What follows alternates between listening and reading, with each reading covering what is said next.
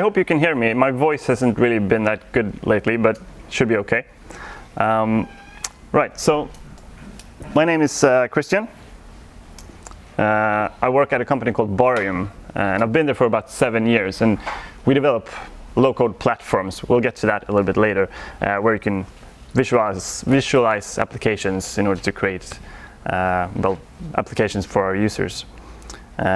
I've worked in software development for over 12 years, and this is the first time that I've experienced the real power of visualization. I always thought it was, like Jimmy did, something that you could do afterwards. But I worked there as a programmer, and as a programmer, or rather we as programmers, I know there are a lot of you in here who are programmers, we represent like the development of the world. Right? Without us, the world would almost stop spinning, it seems like. We develop the tools that people use every day. But we're constantly missing out on some great opportunities in our work. We've neglected a powerful tool, a tool that's been available to us for millions of years. And it's almost embarrassing that we've dedicated ourselves to ones and zeros and not lifted our eyes to see the grander picture. So it's time to use the tools that nature has provided for us and include visual languages into our toolbox. And without a doubt, I think that this will empower us and our customers to deliver more value to more people with fewer misunderstandings. Now, as I said, I've worked for many years developing visual tools and low-code platforms that give ordinary people the power to solve their own problems, to let domain experts develop their own applications in their own organizations. So why is this important? Because I think it is important. Right now, programmers are a rare commodity. And in a few years, the number of available programming jobs will far outnumber the amount of available programmers. So this causes a bit of a dilemma. Who's going to develop all these applications that are in such high demand? And one way to solve that is, of course, to train more developers. And another way to solve this is to reduce the need for programmers to solve business problems. By making programming available to non-programmers, we can tilt the scale a little bit. So how does that work? It's traditionally been quite a developer-heavy task to create applications. So how do we make non-developers create applications? There are, of course, many ways to do this, but I will give you one example today. And as you might have guessed from the title, it has to do with visual languages. But first, let's talk briefly about the human mind, because that's an important part of this whole thing. The human mind is very capable of recognizing images and symbols, and to connect them together to see patterns and variations, and to do these things very quickly. For example, this text here, Johnny shows his face through the door. Now that's pretty clear and concise, and we can easily understand its meaning. And I have all respect for textual representations of things. But this is not quite as powerful as this. We can instantly recognize what this is, and we have emotions connected to these things. So you've all heard the phrase, a picture says more than 1,000 words, and that's really true. With a picture, you can describe something instantly, where it would take pages of text to do it in writing. But within that great ability of a picture lies an inherent danger. That what you're trying to describe with your picture is interpreted incorrectly, or in a way that you didn't intend. So Pat had a quote, he said, "Simple is in the eye of the beholder." That's the title of your talk. I think this is another one, art is in the eye of the beholder. And that is very true. Take this painting, for example. It's called The Scream by a famous Norwegian expressionist artist called Edvard Munch. Now most people, me included, would look at this painting and see, well, that person is clearly screaming their heads off. And it's a nice looking picture, I guess, if you like that kind of stuff. But that's not really what this painting is about. And it becomes clear when you write Munch's diary, where he wrote, "I was walking along the road with two friends. The sun was setting. Suddenly, the sky turned blood red. I paused, feeling exhausted, and leaned on the fence. My friends walked on, and my friends walked on, and I stood there trembling with anxiety, and I sensed an infinite scream passing through nature." Right? So when you hear that and look at the painting, you instantly recognize what is actually going on. It's not the person that's screaming, they're just covering their ears because nature is screaming. You don't get that just by looking at the picture. So this is very true. Art is in the eye of the beholder. But the actual quote is, "Art is in the eye of the beholder, and everyone will have their own interpretation." And when it comes to art, this is really what you want. This is fine. This is good. You want the viewer to have their own opinion and to reflect. But sometimes you don't want to leave room for interpretation. Sometimes it's really important not to do that. Like in this example. You want this to be clear to anyone who sees this, that there is an inherent danger here. So how do you make sure that there isn't room for interpretation? Like, take this one. Who in here actually knows what this means? You know what it means, because I told you 2 days ago. Maybe. I actually had to research this as well. I learned this, of course, when I took my driver's license, probably on the test. And it actually means that you're not allowed to park on the side of the street with even house numbers on an even date. Or on the side of the street with odd house numbers if it's an odd date. Pretty clear, right? Or it could also mean don't double park on the left side of the street. So it's completely ambiguous. So we need to make sure that the symbol is interpreted correctly, that we convey our meaning. And some symbols are so commonplace we don't really have to think about them. Who knows what this symbol means? I saw it on a sign right outside on the back here. But this is a cultural thing. We all know what this means. But show this to someone from a different culture that hasn't seen this sign before, and they wouldn't understand anything. Nowhere on this sign does it say what's actually going on over there. Right? There is no toilet on this sign.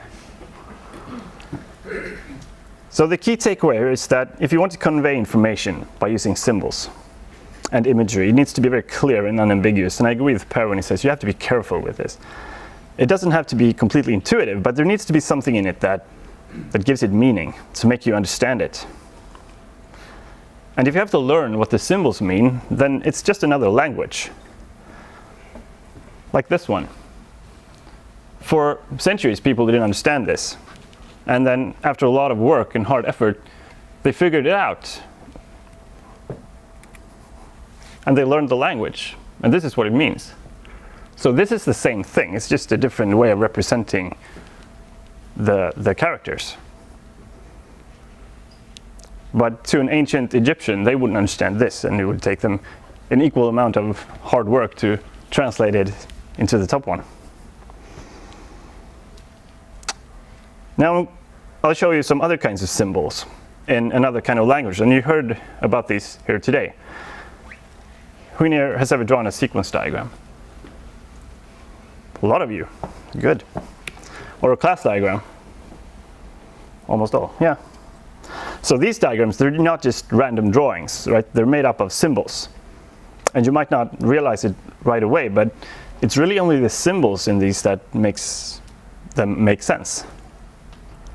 And the language that the symbols represent. The boxes symbolize classes, and the arrows here with the closed arrowhead symbolize inheritance.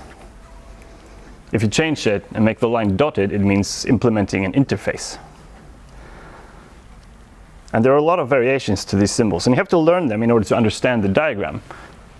You can't just show this to anyone and they would instantly say, hey, it's a class with an implemented interface. If they don't know what classes and interfaces are, this is not going to work for them. Now, personally, I don't really find class diagrams particularly useful. I have used some tools to auto-generate them from like a monolithic large-scale system, and it will just turn into a big mess of spaghetti lines, and you can laugh at it. But there is another kind of diagram that I do find quite useful, and that's a domain model or domain diagram. Usually one written on a whiteboard in an intense workshop somewhere, or when you're trying to communicate with other people in the organization, people that don't know what a class diagram is. And this is what really indicates what is going on within an application. The most interesting bits, and how they interact with each other, and how they're connected. And the best thing about a domain diagram is that it can be used by everyone, not just developers. It's used throughout the organization as a way of communicating and create consensus. And the symbols in this one aren't really that defined. They don't really matter very much. There are some boxes with words in them and some lines. And then there's a dotted line to symbolize something, right? But the symbols here aren't important. What's important here are the words. Those are what make up the whole domain model. You heard the term ubiquitous language on, I think, 2 or 3 talks this morning. And that's what this is about. It's how you should always use the same language when communicating with other people in the organization or even in the code. Everything has to be named the same if it is the same thing in order to create consensus. So what if we added some more symbols? Instead of the box with the cart on top, can we use this cart symbol? Or instead of products on the right there, can we use this package symbol? Like gifts down here, that would obviously be just a gift. Now, does this make sense? Is this useful to us? You might say, not really. I mean, the words cart and product, they're pretty clear. But how many of you have ever had different names for the same thing in an application or a system or an organization? Oh, good. I was expecting a lot of hands. That's good. It's always difficult to maintain that, to keep the names consistent. And I'm not saying that you should replace them with symbols, but it's an interesting concept. If you put a symbol in the domain model, then it's an effective way of communicating. And it can be used in more places than just a whiteboard or on a piece of paper. It can be used in the user interface, where you have symbols representing different things in the application. Or it can be used in manuals for the user, where symbolic language can make anyone understand what you're talking about without using any words at all. Or it can be used in marketing materials or anything. So it's sometimes hard to have the same name on things. But if you combine it with a symbol, it's going to be much easier to be on the same page as everybody else. And by seeing the symbol, you instantly connect it to the thing in your domain, regardless of the name. Right, so in the introduction I was talking about programming and how programmers are a rare commodity. And I was talking about how we should use visual languages and visual tools to make programming more accessible. Now this has been done before, it's nothing new. In everything from database modeling to system integrations, we've used visual tools to create programs or create code. So what's different now? Why do I think that this is new? Well, not this blank page, obviously. What I will talk about is for non-developers, tools that will put the power in the hands of the domain experts. And there are some visual programming languages that I think are worth mentioning here, like Scratch on the left here, Blockly by Google. These are designed to create any kind of application by using visual drag and drop tools. Code blocks are color-coded and connected in different ways to create context. But this is a general purpose language. You can create any application with these. And they still live in the same domain as a traditional programming language. The blocks might be color-coded and visually distinguished from each other, but they're still a traditional programming language. And it can be directly converted into text. If you just remove the text and figures here, it will still just be code. So these are mostly focused on education and teaching programming to children, and that's really great, and they're really good at that. But that's not the kind of visual programming that I'll be talking about. So what do I have in mind? Now, I don't suggest that we try to do this by just adding symbols to the domain model. And I don't mean that we should generate code from class diagrams. Obviously, that's not going to work for anyone. But there are some key concepts here that we could use. Now, I want to use a diagram to describe the application. That's the visual representation of it. And I want to include a domain model somehow. I like domain models, and I think they're important. But which domain model should I use? If I use the domain of the application to create like a domain-specific visual language, then it's basically a one-off. It can be quite costly to create visual representations. And if I use a specific domain for a specific application, I can't reuse it. So I'll start from another end. I'll lower the threshold a little bit, if you will. I'm going to focus on business applications. Not only because this is what I know and that I work with them every day, but because this is an area where business people can solve their own problems. So I'm going to create a domain for a business application. And what do we have in a business in that domain? We have people. People work in a business. And what do the people do? They perform tasks of some sort. I've chosen to represent a task as this box here, mostly because it's an abstract idea, a task or an activity. So it's not easily represented by symbol, and we should be careful here by not just picking a symbol that we find interesting or that we think look good. It has to convey meaning in a way that can't be interpreted in a different way. So by giving it this simple rudimentary representation that doesn't in itself mean anything, a box like this doesn't actually mean anything. You can't show it to anyone and say, what does this mean? So we can create a meaning for it in this context of our domain. And the simple figures like this are pretty easy to learn, and it's easy to remember. Eric, you have a question? So, like, your person looks like a white male. And is that not kind of like, that's a disadvantage? Well, the majority of business applications actually have white males in them, so that's why I chose this one. No, that's a design feature. Yeah, but so we have people and tasks in our domain. This is our entire domain so far. It's pretty simple. So what kind of an application could we build just using these two building blocks? It's pretty generic, so I think we could build anything, but I'm going to start with something simple, like a complaints application. Like someone sends in a complaint to a company and they should do something about it, right? So it's basically a complaint is filed and then someone reviews the complaint and potentially does something about it. That's the entirety of the application that I will try to describe here. So how does it start? It starts with a complaint is filed. A form is filled in of some sort, or a message is received. But it's a person doing it. So we had a person. And we had a task as well. Let's call it file complaint. That's pretty clear. So a person files a complaint.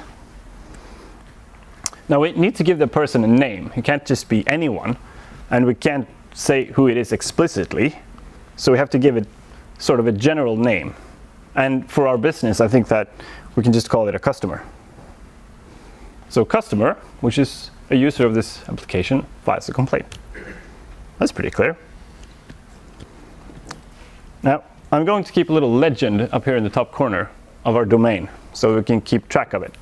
So we have a person and a task. That's our entire domain so far.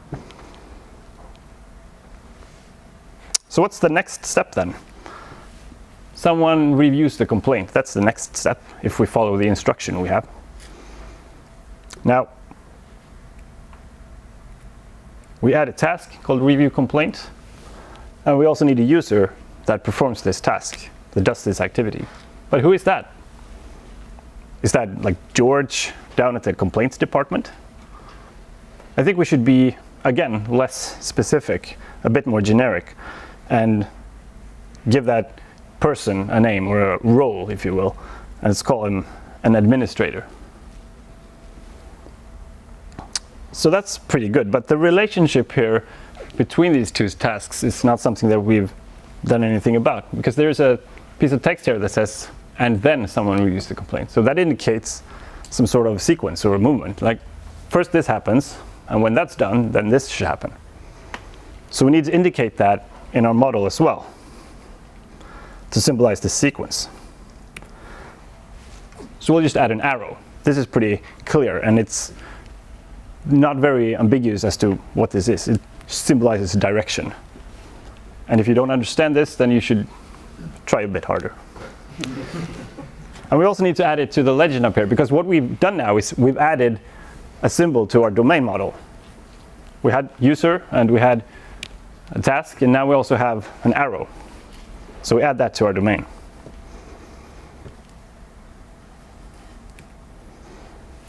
Now the last thing here, does something about it. We need to add another task as well. So we'll just make some room, add in the next task of do something, and we can say that the administrator is the one doing the thing. That's what I read from the top there. So we're pretty much done, right? This is like the whole application. Customer files a complaint, and the administrator reviews it and then does something. But there's something up here that we haven't considered, and that's the potentially does something about it. That means that this might not happen.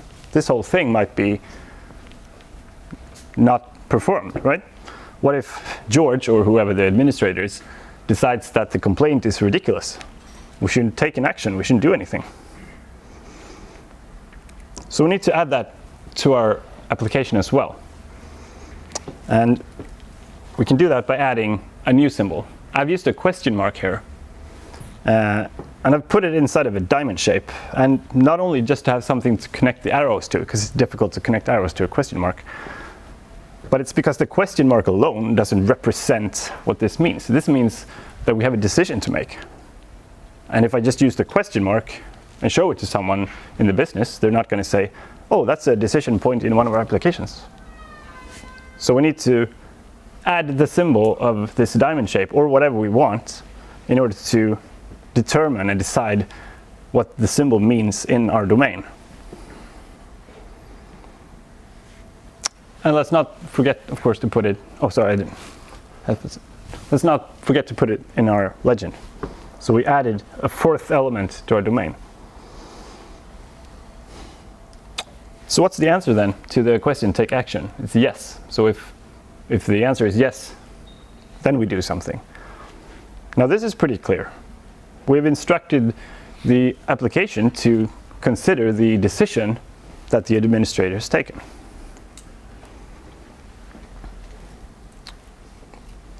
But what happens when the complaint is rejected? If the administrator decides that we shouldn't take action, we need to add that as well. Maybe we want an automated email to be sent to the customer saying that, hey, I'm sorry, your complaint was rejected. And maybe some response that George typed into the system. So let's use the old envelope. It's a pretty good symbol for a message, and you can quickly remember that that means a message. And we'll give it a name as well so that we know what it does pretty clearly. And we can even add who it is for, so that it's even more clear what this one does. And let's not forget to add it to our legend. So now we have 5 stuff in our domain. We started with just 2, but by just adding a few things, we have 5 stuff in our domain. Now, this symbolizes some sort of event that happens in our application, something happening without a user's involvement. And the message symbol itself doesn't mean an event, it just means a message. So in order to distinguish it from a message and say that it's actually an event, we can put it in a circle, and then we can define the circle as being an event. We add that to the domain. So now we have message and a circle. If you combine them, it means a message event, or an event where a message is sent. And also with the circle here, we can describe other kinds of events. that we could add to our domain, like timer events or signal events from other systems or anything. We just add them to the domain and make the application understand it, and we can add it to our application. And now this doesn't actually have to be an email, an automated email. It could be a text message or an actual letter if you're a little bit old school. But the important part is the circle, that it's an event. That's what we really want to symbolize.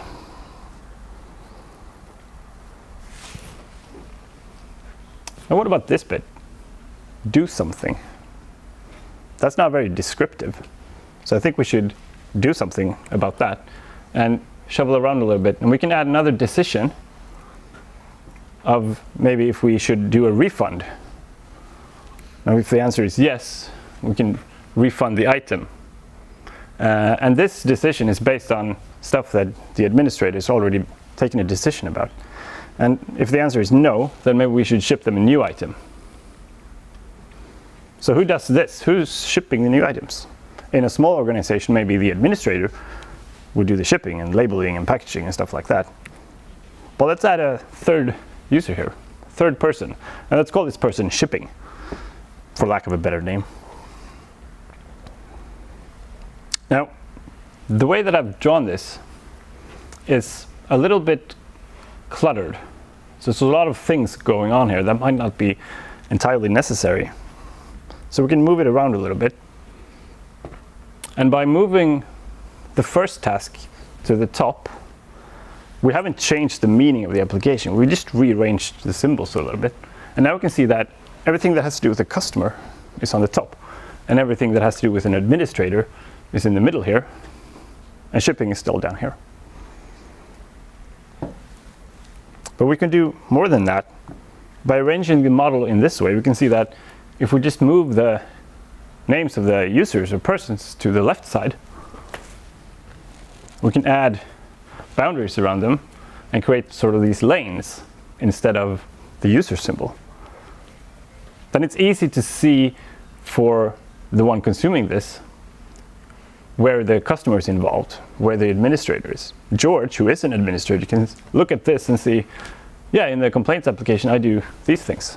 That's what I do. That's my job. And it also makes it clear whenever the application crosses the boundary to another user.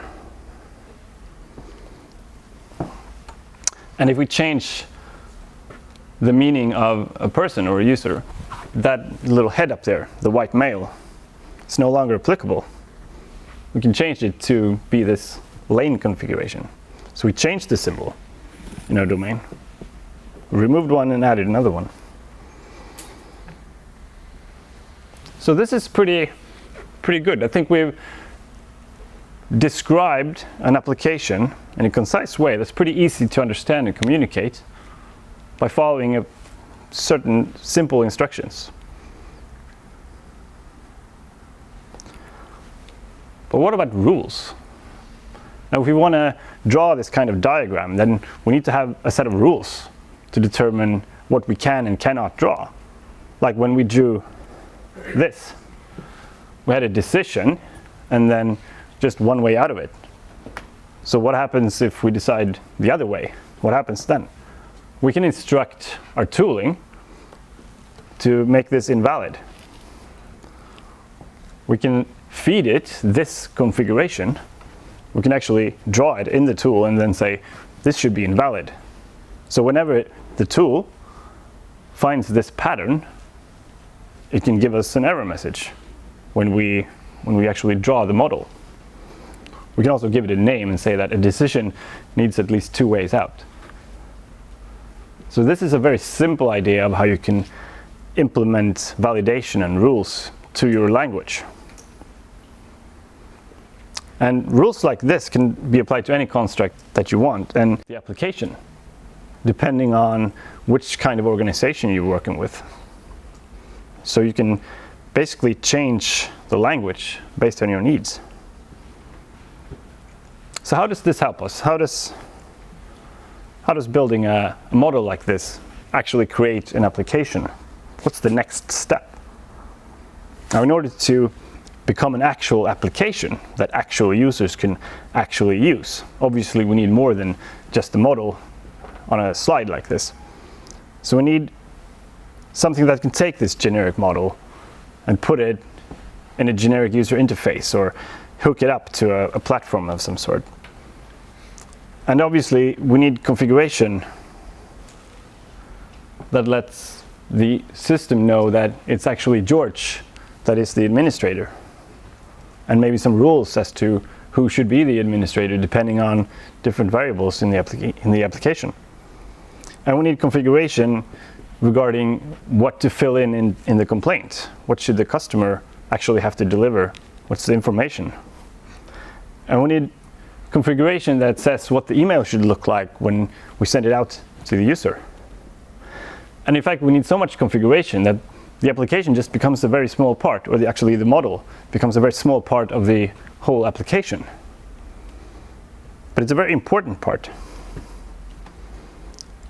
because it has to do with communicating with people. And we at Barium, we have specialized in building visual tools to create applications like these by designing them as models, much like I've shown you here today. And that's what's known as a low-code platform, or one version of it. But we took it one step further, or a few steps actually. We went from low-code to no-code. So we tried to implement a system where the user didn't have to do any of this configuration by writing any kind of code at all. So we designed visual tools to create timers and business rules and data models and emails. And we had really high ambitions. And we spent a lot of time trying to create intuitive ways to visually configure the application. And I have to say, we made a pretty good job of it. This worked really well, until we had to change something. And then we realized that this quickly breaks apart. If we want to change what the configuration looks like, or what the configuration actually is, then this would take a long time to change. Our development team stopped being particularly agile, and releasing new features to customers took a really long time. So we realized that there's a balance here, a balance between when you should code and what you should visualize graphically. Now, everything that you need to communicate about how people work, that should be visualized in the model. And everything else, that should be done using more traditional methods for configuration, under the hood, if you will. So how do we do this configuration then? I showed you some quick flashings there of what the configuration might look like. But we designed a language, like you've seen here today from several talks. We designed a simple domain-specific language to create configuration for this application. Now, that allowed us to quickly change the configuration, to quickly add new features without messing up the user interfaces. And this language is accessible to non-developers. It's not a programming language, it's a domain-specific language. So you wouldn't need a developer background in order to understand it. There's no need for classes and interfaces. Now take this message here, send message to customer. This is part of the model, the visual part of the application, but there's nothing here that says who we should send it to and what's the content and what it should look like. So we have to add some sort of configuration. And the configuration can look like this. This is actually almost exactly what we have designed in our platform. So this is the DSL, that the event has a message that should be sent to the customer's email address with some configuration about the content of the email. Now this would be really hard to visualize in a model, but it's not hard to understand even for non-developers, or write if you have good tooling support and good editors. And you don't need to see this together with the application flow. The only thing that's important here is that we send a message to the customer. That's what's visible here. Right, so the model is only a representation of the application flow. In itself, the model is not the actual application. And the configuration that it represents would have to be fed into a generic application platform that understands this domain and can convert it into actual code that runs, and to convert it into an application that people can use. Now, how that works is beyond the scope of this presentation, but I think you had some interesting ideas earlier today about how you can compile code. Now, because this is just configuration, we could easily just write it with the same kind of DSL. We can create a simple DSL to describe this as well. And this still makes sense. This is not hard for anyone to read or write. But what happens if the application gets larger with more users and tasks and decisions and maybe other stuff that we put into our domain?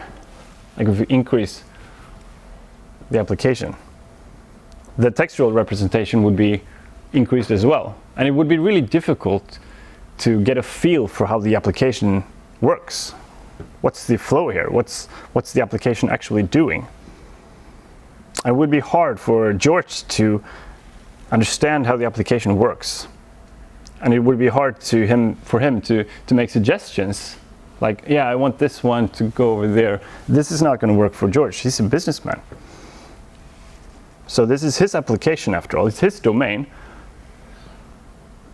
with the customers and the complaints. So he decides how the application should work. Now, an important part, or an interesting part, is that if you could use a model, because you could just represent this visually to George and talk about it. But if you use the model as your actual developer tools, then you can use you can see that the model will always tell you the truth of how the application works. You can't change what the application does without changing the model. Now, traditionally, you drew a diagram like this and you sent it off to a team of developers, and then some while later you got your application back. But can you really be certain that they did it right? I mean, I'm not saying that developers ever make mistakes, but there are no guarantees. But if you use the model... Developers saving the world, or? Well, it's a two-edged sword, I think. But if you can use the visual tools to describe your actual application, to actually program it, then it will always be true to the model. And this is where the developers come in. Here we can be really useful and create tools and platforms that enable business programmers to create their own applications, that helps them to solve their own problems in their own organizations. Now, it does mean that they will have to learn the language of the model. But because it's a model based on their domain, a business domain, with users and tasks and decisions and events, that gap should be pretty easy to bridge.